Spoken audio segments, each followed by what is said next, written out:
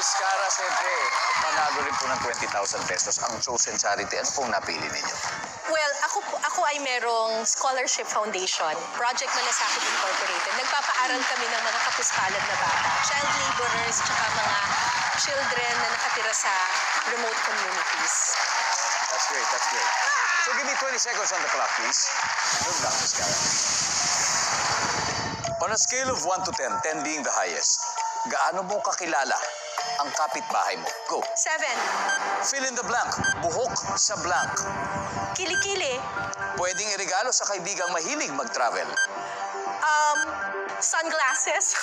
Ang mga kapampangan ay magaling magluto ng ano? Sisig. Tumatayo ang balahibo mo kapag ikaw ay blank. Naihi. Let's go, Miss Cara. Tingnan natin kung ilang points na nakuha nyo. On a scale of 1 to 10, gaano mo kakilala ang kapitbahay mo? Mga 7 ba? Parang medyo pwede-pwede. Nandiyan ba ang 7? Aha. Buhok sa kilikili.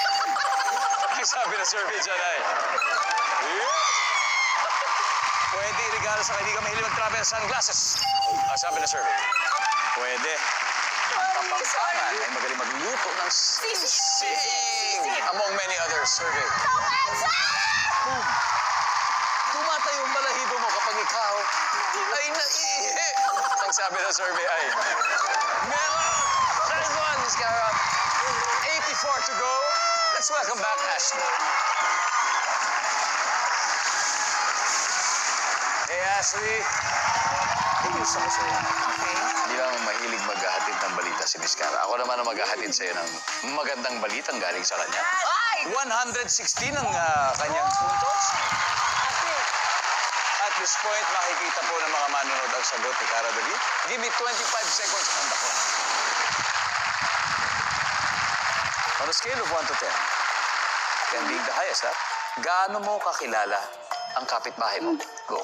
5. Fill in the blank, buhok sa blank. Kilikili. Bukod sa kilikili. Sa paa. Pwedeng iregalo sa kaibigang mahilig mag-travel. Bag. Ang mga kapampangan ay magaling magluto ng Sisig. bukod sa sisig. Pass. Tumatayo ang balahibo mo kapag ikaw ay... Natatakot. Ang kapampangan ay magaling magluto ng... Sinigang. Let's go, Ashley. We need 84 points. On a scale of 1 to 10, ay gaano mo kakilala ang kapitbahay mo? Sabi mo ay 5. Sabi na survey ay... Uy, pareho.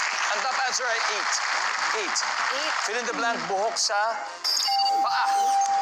Ang sabi ng survey ay... Wala. Top answer, kilikili. Ang mga kapampangan ay mahilig magluto ng ano? Sabi mo, sinigang. Ang sabi ng survey. Meron. Ang top answer, sisig. Sisig. Tumatayo ang balahibo mo kapag ikaw ay natatakot. Ang sabi ng survey, top answer!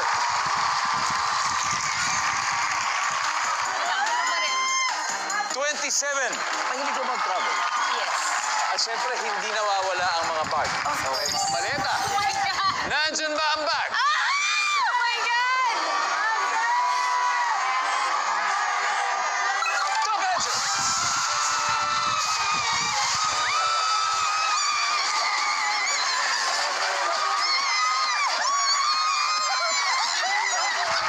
Alright, guys.